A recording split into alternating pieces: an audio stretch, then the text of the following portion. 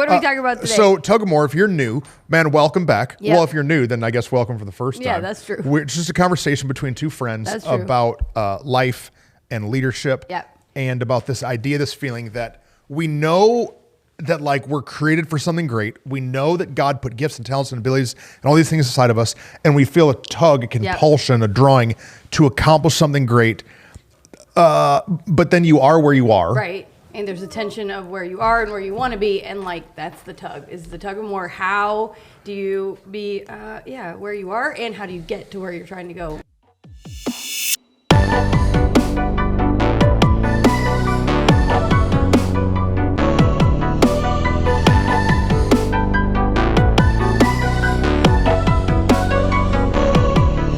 I was up late last night thinking about all the problems. Whitney preached yesterday and she talked about worry. And then I applied none of her message to my own life. And I stayed up. I stayed up worrying about all kinds of things. You hope for a message that sticks with the people. Yeah, and they really apply well later. You know it, but that doesn't mean that you always do what you know you should. Yeah, it's okay. And so I was thinking about the tug of more and like being pulled into greater things. And it's hard. It is hard because you're stuck in the where you are. Right. Maybe not stuck, but you are where you are, and there's this like where you were and where you want to go. Well, and even as try as you may, there's only so much you can get on your own to where, like, there's only so much you can do. You said stuck. It doesn't mean you're not doing anything, but that's just as fast as you can get there. I wrote a bunch of notes about, I'll have to write a sermon on it someday, what I wrote about last night. We're pastors, and so our context is the Bible, you know. And about the idea that like the middle is the scariest place. Right. The middle is where you have to have faith. Faith is believing in something that you haven't yet seen. Yeah. You have to. And the middle is terrifying. And so I was thinking about all these Bible stories about what the scariest moment had to have been, the hardest part. So like, you know, the story of Daniel getting thrown in the lion's den? I do. The scariest part had to be the like, he's thrown in and he's like falling through the air like, and the like, before he hits the button. Because he's like, these lions about to eat me. That had to be the scariest moment. Yeah. You know, Moses went in to see Pharaoh. Mm-hmm. And like, I have that like in my head as a picture of like, the meek Moses going before the mighty Pharaoh, but there was probably a hallway before his chamber. Yeah, for sure. That like Moses had to walk down some corridor before he got, and like that hallway would have been really hard. Yeah, yeah. Because he could have still turned around and left and ran away. Right. But instead it's like push. You have to get there. Go. Yeah.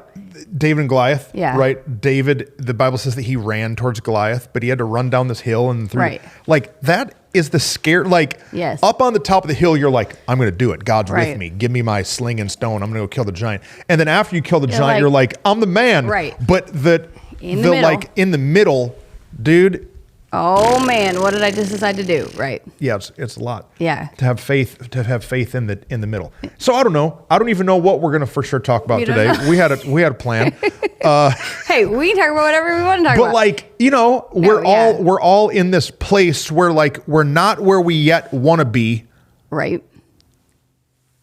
But it takes courage to stay in the middle. Yeah. No, to stay put where you are and to not freak out. I think in those moments, the Daniel, but once he got tossed in, like he was in. But it's like that minute right before they threw him in where he could have been like, whoa, I'll do the thing you've asked me to do. Hold on. Like to stay and not run away, I think is the part. Because it's easy to either run away or to freak the junk out. And I think that my tendency is like to stay, but to sometimes freak the junk out. And so I've been on episode 25, season 2, number 50. I've been feeling that tension of like, in the middle, in the tug, like, God, this is hard. Yeah. So like we have all this great news, and sometimes it's like great news is accompanied with weight. Yeah. What's the, Bailey will know, what's the like when you're in theater, there's the two masks. They have like the two masks that they used to like advertise theater, and one is happy and one is crying. Is there? Oh, the theater masks. Yeah, there you go. Dude, that's so real. Yeah. That like the imagery of the happy and happy and the smiling, but then the other half is the heavy and the sad. Yeah. And so like, this is not like our resignation or something. No. But like, but there's moments that you're like, yeah, God is so good. And then there's moments that like, God, this is so hard. And why are there so many problems? Well, I remember Aaron not long ago was talking to you and I, because you had done a message where you talked about kind of the plane of life, like the planes of life, when you talk about different elevations. And you said, like 80% of life is lived in the planes, just in the regular, in the middle, in the moments of whatever. But then there's other parts that are the highs and the parts that are the lows. And Aaron said to me not long ago, he said, because of the way you and Truston are running and pushing into more, it feels like instead you have highs and lows every day, all day long. And that you have these massive swings that just 1 minute of the day, you're in this massive high and the next minute it's in lows, because there's so much that we're like tackling and addressing. And I think that mask is a perfect example of it, because it's literally this dichotomy tug together of like, I can be feeling both at the exact same time. Feeling super victorious and super defeated all at once, because we've accomplished something great, but yet there's so much more to handle. And like we say that phrase, new levels, new devils, but it's true that when you reach new levels, there's new problems, there's new circumstances. And so like, it's just a balance between how do we live in this tension of the middle of like, we're still pushing forward, but oh dang, now there's more to take care of. More money. More problems. Right. More blessing, more opportunity. Right. Then it creates more tension and more struggle. You quoted the bishop. T.D. Jakes is the one who says, new levels, new devils. And in a teaching where he talks about that, I remember hearing him say, everybody wants my ministry, but nobody wants my problems. Right. And like, you think about it, you're a pastor of a church, 8,000 seat auditorium, all these ministries and all these different things going on. You had 300 employees or something. Right. Can you imagine navigating the issues of 300? Well, we got a dozen, 300 employees. Right. And so, and I feel that right now. I feel that in the like, we just had a big giant celebration Sunday where we're talking about all the things that God's doing. But then the other side of the coin is like, dude, this is hard. Right. Like, we got haters coming out the woodwork. Yeah. And you want them to be your motivators, but sometimes in moments when it's heavy, it's like, actually, maybe my everyone depressorators. Yeah. Maybe everyone just hates me and I need to go sit down, and it's hard to not let it wash over. And I think that anyone who's tugging into more at a certain point is going to feel that tug and tension of like, how do I balance all of this? Okay. How do I carry this weight? How do I not let it eat my life and affect every moment of my life? Yeah, balancing the highs and lows. You know what I love about what we do here is that sometimes we teach the end of the situation. Yes. And then sometimes we're just transparent and we don't, by the end of the episode, there's not like a bullet point of like, here's how to navigate all of this in life. And so, but I think that transparency is... dude, super important, so that you don't think that you're the only person that's dealing with that. And so if you're out there and you feel that pendulum swing of like high moments and low moments, I'm not talking about being bipolar. That's just something that's different. I'm not smart enough to talk about that. I'm talking about like the blessing is here, but then the battle is also here. Yeah. Dude, it's hard. Yeah. It's hard. No. And I think the other part is that it's not often that in every area of our life are we winning all at the same time or losing all at the same time. So there's the balance between identifying that there's struggle, but then looking at, well, there's these areas where we are winning, but then we can get frustrated by where we're struggling, but it's like, we can't, it's not all at once. And I think that's the other part of the pendulum is like, for some of us, maybe our personal life is going great, but our business is going terrible, or the other way around. We've had seasons where, for you or I in different moments, like, work-wise is going awesome, but at home, some things are falling apart. Like, I think there's just so much in the tapestry of being a human that requires us to really look at it and go, what do we do? So what have we found, or what are we trying to find, helps us in the balance of like going, okay, that's enough. I don't know, but that would be a really good podcast name, The Tapestry of Humanity. It's kind of like dramatic. It sounded like a soap opera when I said it. It's kind of dramatic and like intriguing. Yes. I don't know how to answer it. I want to do a good podcast on this one, but I feel like I'm so in it that I'm drowning in the highs and the lows. Yeah. I can just tell some stories. Yeah, let's start there. So I remember 6 years ago when I became lead pastor So like when I became the next guy or whatever. And that summer, I had already previously booked to go and preach 7 youth camps. And so like a youth camp is like high energy, everybody be loving Jesus, people worshiping, you like yell the word hot dog and they all shout amen. Like, it's just like, you know what I'm saying? Like, yeah. And so I remember going and preaching youth camps to rooms packed with 1,000 teenagers. Yeah. And then I remember coming back to, at that point, Living Church before we changed the name. And there being 200 people in the room, and they were mad and like confused, and there was no energy, and our worship was not good. And dude, talk about highs and lows. Yeah. I go from like, whoa, whoa, whoa, youth camp to like, I think I hate Pastor Truston while he's preaching. I got people sitting there like this, their arms crossed. You know what was real fun about that season? Yeah, I was just there in the lows the whole time. I'm just kidding. But I remember you would leave and be gone for the week. And when you'd come back, I'd be like, well, I got 97 things to talk to you about. And so it was a hard, like, this is incredible. Right. The lights are on. The band is thumping, to then like, dude, what am I doing? It had kind of been also like a season you'd been really looking forward to in life, of like, you'd been ready to go and travel and preach and do some of those things. And then now I hated that I was gone. And now you were like in this struggle of like, yes, it's all I wanted. And oh man, I don't, it's a hard, no, that happens to us all, I think. So often. Go ahead. Just this last week, and we can't get into all of it yet, but we made this massive announcement at More Church. Yes. The testimonies of everything that God was doing, and like within 24 hours. Yeah.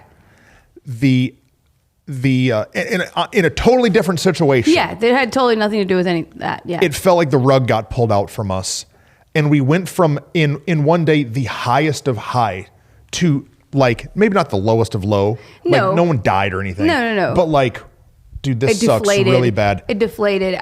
It was like we literally within a span of an hour, we're like laughing and telling the stories and like having like hilarious moments too.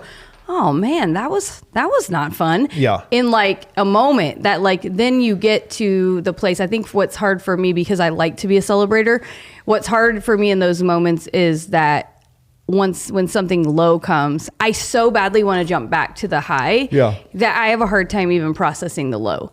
And it carries me, it takes me like a week or two, I think I've now determined, as I'm trying to psychoanalyze myself, that like I so want to jump back, like, don't forget the victory. We have to see the victory. Let's look at the victory. Let's look at it. Let's look at it. That I don't process the low actually internally for me. And so by the time everybody else has swung back to the high and they're all good again, I'm just now processing the low.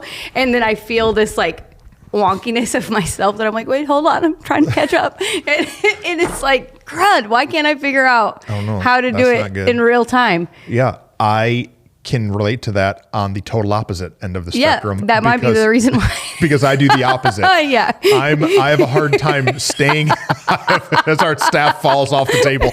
I have a hard time staying in the celebration. Yeah. Because I just so naturally go into what's next. Yeah. That I just want to ball my fists up and get back to work and punching again. That like, I feel like it's easy for me to get pulled out of the celebration. Yeah, and maybe that's why is the dynamic of what we do and how we do it. But I'm learning that like, I do need to take a minute to be like, Whitney's like, yay, we can go. And I'm like, shut up, let's go to war. I'm like, God is with us, and then and like, I'm like, but our enemy is at the gates. and so, dude, it's so hard. It is weird, but I think both, you have to identify both, is what I'm trying to say in it, is that like, it's not enough to just say, well, the low is there, but the high is there too, and like, forget it, because that's what I try to do, and that's not healthy either. It's not that you can just ignore the low and be like, oh well, there's just as much high, so it balances. No, you have to identify that both exist. So you asked a really important question earlier, and then I was unable to answer it. Well, I think we both are unable I'm still not all the way able. Okay, but here's the truth. Yeah. Is in our highs and our lows, God is still on the throne of heaven. That's true. Yes, absolutely. Now, that sounds like real church answer. And if you're watching this and you're not a Christian, dude, God's awesome and he super loves you. He's not mad at you. He wants to be in a relationship with you. and he's on your side. Yeah. And so like when we can take a second and calm the junk down and remember if God's for us, who can be against us? Right. The Bible says that he's enthroned in the heavens and he does as he pleases. God can do whatever the junk that he wants to do. Right. And he's playing a game. We're playing checkers and God's playing multi-layer chess. We've talked about this here before. Yeah. And so his moves are like so far beyond. And so if something is the worst today, it might be the setup for the best thing in 6 months. Yeah. No. But dude, it's hard to keep that perspective. No, it's super hard. And identifying that like there's not anything we can do really in that middle moment. Like if we've done all we can do, then we can't do anything else. And I think you and I, like the waiting thing, what does your face mean? I tied my shoes too tight. Oh. So I'm taking my shoes out from the table because my foot's falling asleep. I was like, he's disagreeing with me strongly right now, or something else is happening here. Yeah, my feet started falling asleep. I was like, what's happening? Am I having a heart attack? Oh no, I tied my shoes too tight. Highs and lows. This is what happens.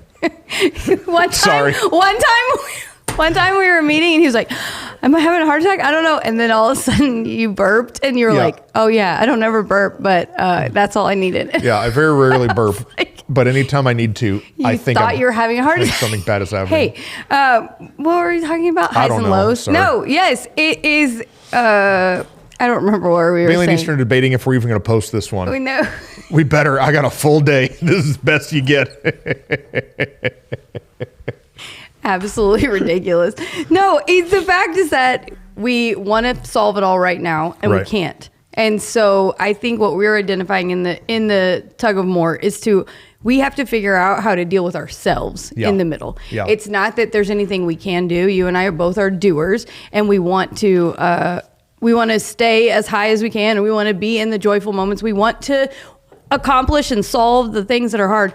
But sometimes we have to be good and content and trusting and all the things right there in the middle. And that's the hardest piece. Mm-hmm. And so I think identifying, have we done everything we can do? We have. Okay, well, now what can we do? We talked about waiting a while back, and that has been a hard season for us, learning how to wait. But now we're in a season where it's not necessarily waiting, it's just understanding and being this word that we hate, content, where we are. In the middle. In the middle. Right. And knowing that like the middle is actually the biggest portion of life. And like that is actually true, instead of the pendulum swing that we like to swing of high and low. And we're just learning this contentment, and maybe other people watching, they have an understanding of how to do it, because we sure haven't figured it out yet. But small, simple things for me, I'm learning when to put my phone away and not look at it anymore, because I'm identifying, some of these problems that are stressing me out are things that if I would have just not read it till tomorrow, then, that I just read Bailey's text and I shouldn't have. If we not identify it until tomorrow, then, hey, we would have been able to have peace that night. And I think these are some of the things, like small steps that we're learning of how to get to more in a better way without being so stressed out. No, it's super tough. It is tough. It's super tough. So we got to remember that God's on the throne. Yep. Right? Yep. We've got to maybe not get so focused on it that it freaks us out. Yep. I think that we have to, while you're in the middle, realize that's part of the process. For sure. Then I think have some people that will help keep you grounded. Yeah. So like, I need people that will help ground me in reality. Mm-hmm. Because sometimes our highs are higher than they actually were, and our lows are lower than they actually are. Yeah. That's called our emotional swing. And we swing into the low or we swing into the high. And sometimes you have to have some people that will keep you grounded. Yeah. That will say, hey, dude, relax. Right. Like, what are you freaking out so much about? It's not that bad. Yeah, it's not that bad. No, it's true. Or like, what's the worst thing that could happen? Or, you're feeling all of these feelings, but are they truth? Are they reality? It's hard, but our feelings take over, I think. And especially as people who run into more, you have to be an intense person in order to do that. Yeah. And so it's hard to balance and figure out, for sure. There's a story in the Bible about Peter, and he's in a boat, and Jesus comes out walking on the water. It's a long story. And so Jesus calls Peter to come walk on the water with him while they're in the middle of a storm. And so Peter's crazy enough to do it. And so he gets out of the boat and he's walking. And then the Bible says he's walking on the water. He's doing the miraculous. He's doing something. Yeah. It's the highest of high. But then he sees the waves and feels the wind and he gets scared. Yeah. And when he gets scared, he starts to sink. He's about to drown. So he's going from the highest of high, I'm literally walking on water, to now I'm drowning in the storm. And the only thing that could pull him out of the sinking was the hand of God. Right.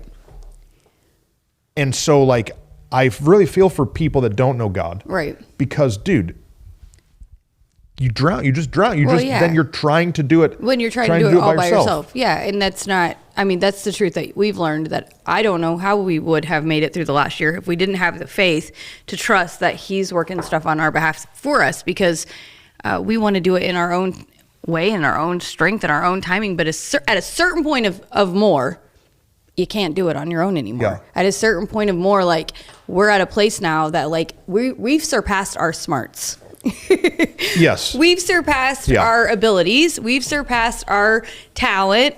And if we didn't have God on our side, we'd be kind of like, we'd be done. That'd be it. And it's like, no, because he is, and because he's greater and he's able, then he's the one that's going to take us into more. And so, if you don't have that, you should grab that, because it's good.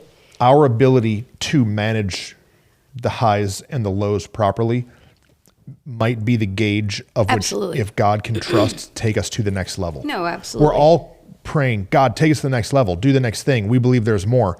But if we're unable to manage the lows, he's not going to let you get crushed by it. And if you're going to go bonkers with the highs, we see that now. We see pastors failing all over the place because they couldn't manage the high. Right. If we can't manage the high, then maybe you won't be able to get into that next level. No, it's really good. So in these moments that I feel like I'm in and we're in as a team, where we've got to learn to navigate these things. Right. Because it might be the determining factor of what's next. No, it's really good, because you always hear those phrases about like, if your talent might get you there, but your character won't keep you there, or all those like little kitschy phrases. But the truth is, what you just said is actually really good. It's more that emotional swing and balance of like how to handle the low and the high moments of like, I'm not gonna let depression overtake me. Yeah. But also I'm not gonna let arrogance and all the other word, pride, take over. And like, instead, that's really good wisdom, I think, if we could identify that, like, man, this is actually the thing that's keeping me from more, is my own ability to be emotionally healthy, which we've talked about a ton. But it's a new level of emotional health, of finding a way to balance what we're feeling in these really intense moments and going, okay, well, why am I letting that overtake me? Why is that the thing that's become so big in my mind? Why is this one bigger, louder than these other ones that are victories or losses, whatever it is? And being able to say, okay, I'm going to put it all out on the table, and I'm going to balance this appropriately, and I'm going to look at my priorities of life and actually let them level out, instead of letting this one thing that's happening be the highest high or the lowest low. I'm going to actually evaluate it and put it in perspective. And I think it takes a minute to step back and go like, okay, let's look at the whole picture. Yeah. They say that phrase, like, you can't see the forest for the tree. Yeah. And it's like the one tree sometimes becomes the thing that like is consuming everything around us, and we're missing. You talk about like a full day, and there's times in our life, I remember having a certain meeting in a day that was the one thing that was overwhelming my brain. Like I had all these other things happening for the day, but this one meeting that I was going to have that was going to be hard would like so consume all of my emotional energy. And we've had to learn that like there's different levels of emotional energy. You were talking about haters in the beginning. In the beginning, one person's bad email could take up like 30 minutes of our like emotional energy of like, man, I hope we did it right, and how did we handle it? And it was like, if we're going to tuck into more, we're probably going to get 10 more emails on a regular day, and we're going to have to learn how to balance those things. Yeah. And I think it's just, as we step into each new level, recognizing like, okay, I faced that before. I got to figure out how to like let myself balance that and put it in the right perspective, because it's that same high, that same low is going to grow exponentially in the next season of life, because there's more. That's so true. It's true. What? You got my brain thinking a lot of different directions. Well, you say whatever you want to say, but no, it's great. It's great. It's a tough one. It is. We all feel them, and you said it at the beginning that like they're from different areas. Right. So like you might be doing great in one and then feeling like a loser in the other. You know, and like that's one of the frustrating pieces is like, how can I win so well here and lose so epically over here? Well, we all just have different strengths, and then we're under a different attack. Yeah.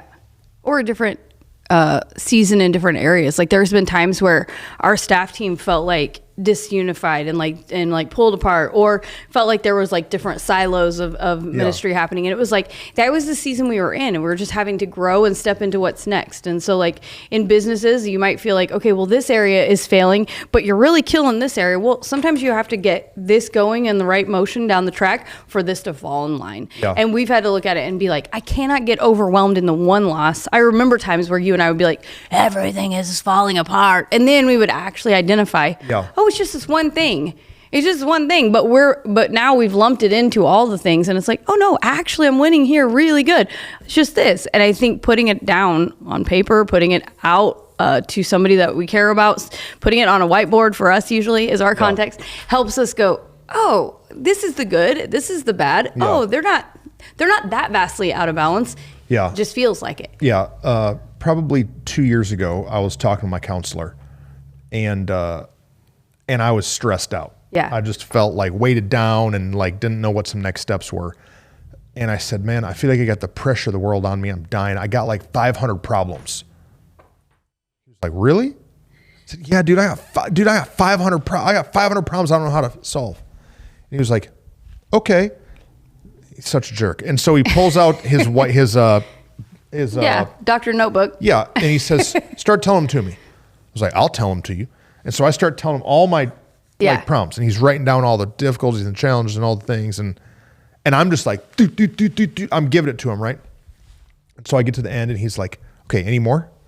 And I'm like, yeah. And then I add one more, and then I say something else. And he's like, well, that's kind of a sub point of number 7 or, you know, whatever. And he says, you know how many that was? 38. He said, Truston, you just told me you had 500 problems. But you actually, if there's any more, we'll add them. But there's actually 38. Right. And when I did that, it brought me so much peace, because like I can pick up 38 things. Right. I can't pick up 500. Well, and you may not be able to pick up 38 in one day. But I'm saying like do it in a week. 38 is at least like a manageable. Solvable. Like it might take me a year, but like, come on. But 500 is I'm just dead.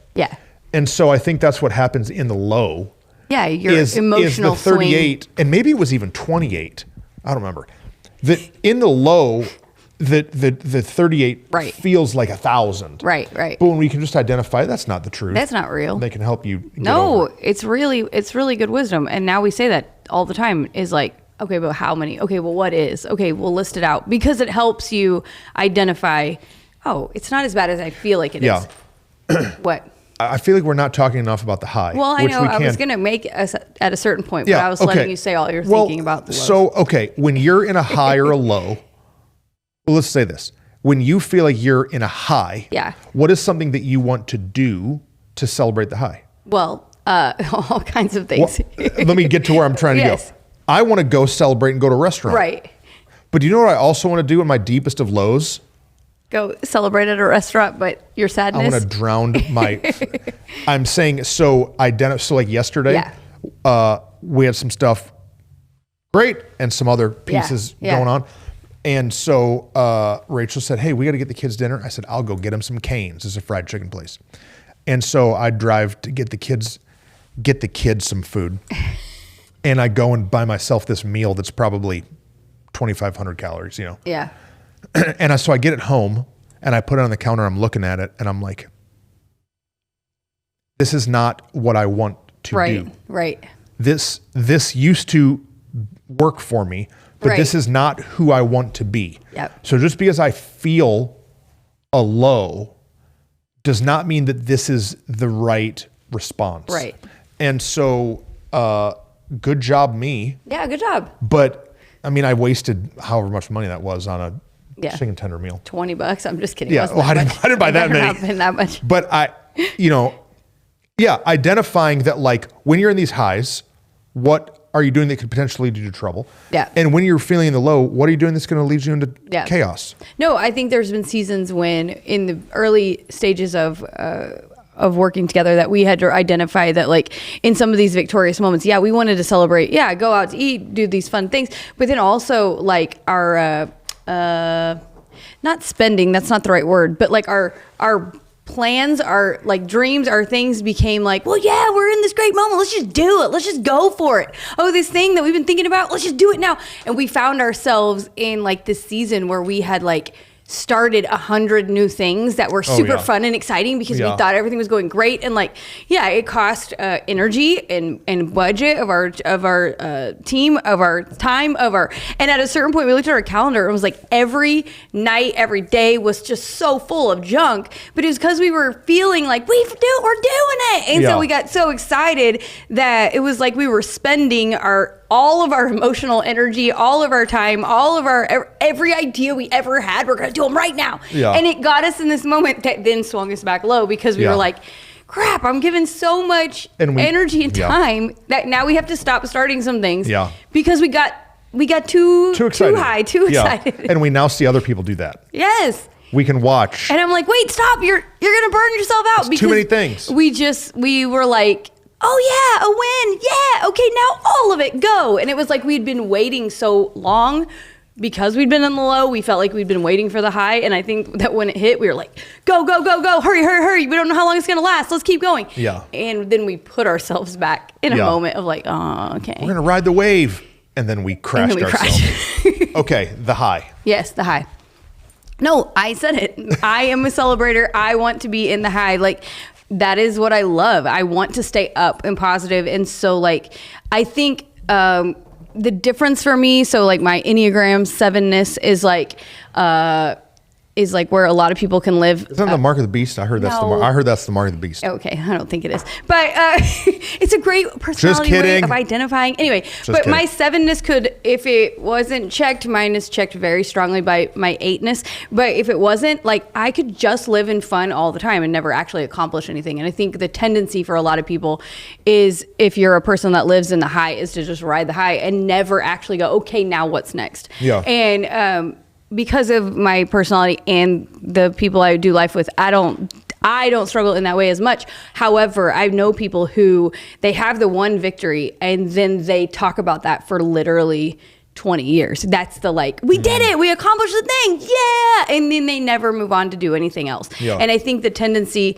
like even yesterday we teased about like the boys in high school that like won the football state championship and then they never really do anything else, but they're still 20 years later at that same bar on Friday night talking about their championship. It's like, yes, cool, you did the high, now come back down to earth. Yeah.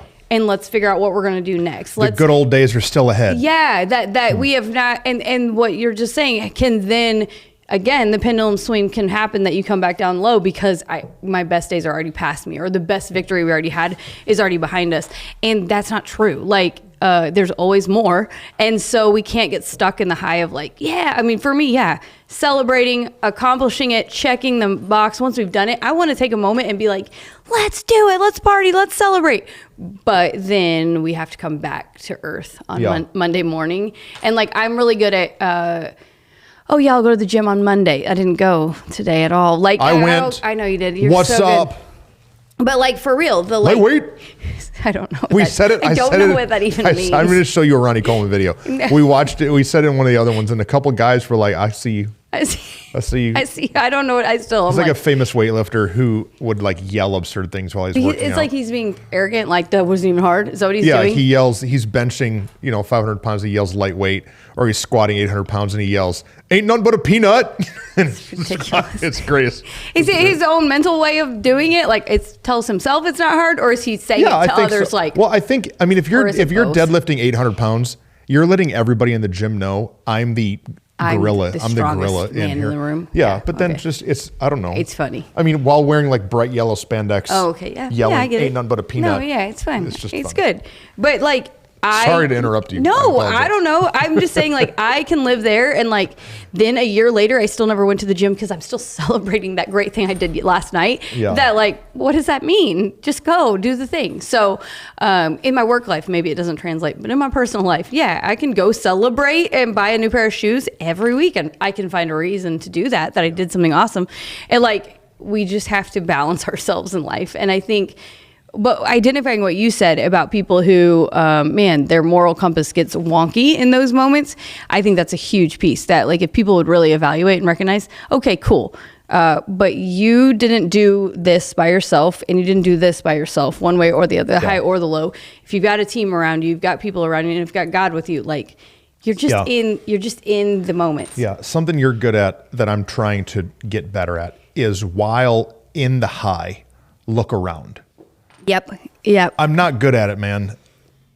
While in the high, look for the hole or look for the, like, is this going to work? Or not even the hole. I look for the next ladder. Right. I'm like in the high looking for the elevator to go to the next level. But you're really good at grabbing, paying attention, and then remembering it. It's like at my wedding. No, that's what I was going to say. Yeah, at my wedding, exactly, somebody came and grabbed me. I think it was Amy Chin, shout out.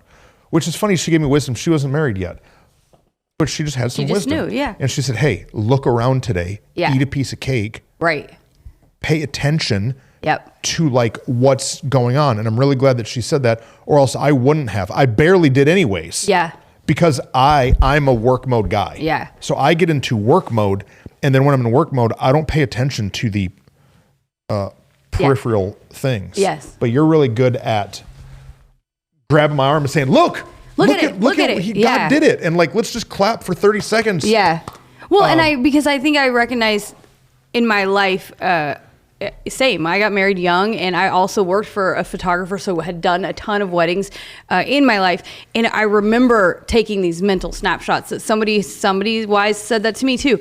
And I remember, like, actually taking these mental moments and thinking, I'm so glad I did that, because I really don't remember anything else except those intentional snapshots. Yes. And so because of that, it kind of stuck with me in life, that in certain moments, like, remember this, because this is really cool. Take a minute, take a picture in your mind, like, and I like take pictures, so that helps. Whitney be taking some pictures. Keep it in my mind. But Whitney has to have 3 cell phones just to hold all the pictures. I should, though, probably. And so now I've identified, oh wait, not everyone around me does that. Yeah, and including you, but not everyone. In our team too, like, as we work so hard, we do so much that we've had to learn to stop and go, okay, everybody take a minute and see what's happening, because so much of life is just running from one thing to the next. But when you're in that high, take a minute, see it, celebrate it. And so now we do it. We'll grab each other, the 4 of us, and, like, pray together on big days that are about to happen. Like, hey, we're going to pray together first, and then, hey, we're going to celebrate together in the midst of it. And then afterward, we're going to take 5 minutes just to go, look at it, we did it. Like, because if we don't, then when you get in those lows, I believe that the enemy is really good at replacing a lot of our memories with only the heavy, sad stuff, because he doesn't want us to remember the good stuff. He's such a jerk, man. He really is. And he will rewrite moments and memories for us in our head if we are not intentional. I talked about the pictures, but that's really the reason why I take them. Yeah. Because I'm like, no. We have to remember the good moment. We have to see it and identify it. Because if we don't remember it, then in the low, we can get real low. No, I'm getting mad now. Yeah. No, it's true. No, we because can get real low. It's what happens. Yeah. We lose our victory because we're just focused on our the negative, right? And that's what he gets us to identify. And so I am just more, like, committed. I think over the last 5 years, for sure, I've seen, like, oh, I see what you're trying to do. You're trying to trick me into being sad and emo and feel alone and isolated. The only way I know how to fight that back is by going, no, here's this good thing you forgot about. This good thing that I didn't see before. And so that is why now I'm committed to it. And because it's more fun that way. Yeah. It's more fun when we've had more fun in the times where we go, look, even 5-minute celebration. 100. Then when we are, like, just pushing forward and, like, keep going. And so I'm like, okay, we're going to do this. Dude, so good. Yeah, that's good. Highs and lows. Highs and lows. Because I got high. Do you know that song? Don't listen to it. No. What? Did you know I didn't ever like listen to like? No, I don't know any of these. I'm very holy, actually. I'm just kidding. What did you say? Did I what? No, like you always know these songs, and I'm like, I think I just missed it because like I can remember being at my friend's house and being like, oh, you listen to 96.5 Mix 96? Whoa, the Mix 96. Like I was so I don't know naive at that age that I'm like, oh, I didn't know we were allowed to listen to that. 106.1 Jammers. Now whatever, but now I'm Britney. I'm like, yes, free Britney, all the things like in my life. I'm saying, but when I was younger, not then. Guys, highs and lows are hard. We hope that this was helpful. If anything, it was just transparent so that you know that you're not in that alone. That's right. We have so many other ideas coming up for the next season. Yeah, okay. So next week, launch of season 2, we're going to be in a totally new... We are? Yes, we're going to be on Mars. Elon called me. Oh, dang, Tug I didn't of War know it. from Mars. Total revamp. It's going to be perfect. We're going to be upside down like 50 Cent was at the Super Gravity. Bowl. Dude. Look what me know Mr. Gravity did. Isn't that Ernest P. Worrell? That's ridiculous. Sorry. I haven't talked about that in a long time. It just hit me. I don't know. Dude, I love me some Ernest. Okay, so listen. As we get ready to launch season 3, hit us up with ideas. What do you want us to talk about? What do you want us to discuss? What creative things would you like us to do? Last season, we did a mukbang. Where we ate lunch. What are some other fun things? What are some other fun things that you think would be beneficial for us to do as we're all tugging more together? Yes. Love y'all. Love you. Peace.